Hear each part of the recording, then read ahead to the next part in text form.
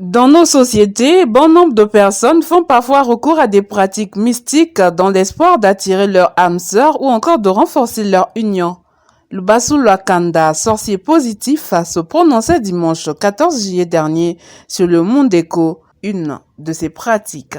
Le Mundeko, c'est une pratique que nos ancêtres utilisaient pour protéger nos femmes contre d'autres hommes. Puisque nous constatons ce dernier temps, beaucoup de nos femmes trichent ailleurs. Ces rituels d'amour diffèrent d'un pays à un autre ou d'une culture à une autre.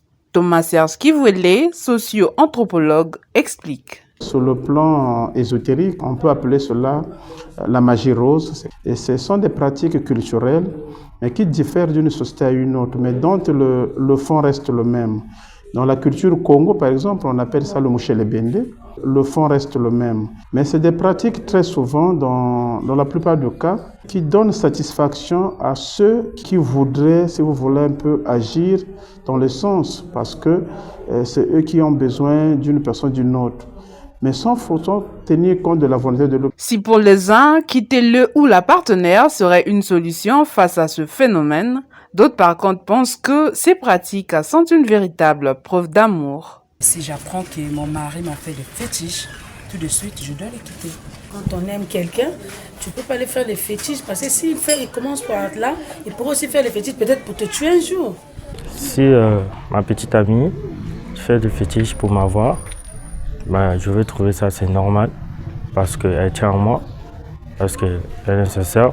L'union fondée sur les pratiques mystiques n'est que le fruit du mensonge, affirme Baron Bekou, pasteur de l'église Vicamblé. Dans un couple, pour qu'une personne puisse vous aimer, une femme puisse vous aimer ou un homme puisse vous aimer, on n'a pas besoin de passer par des pratiques occultes, ce qui est puni de mort même par la Bible.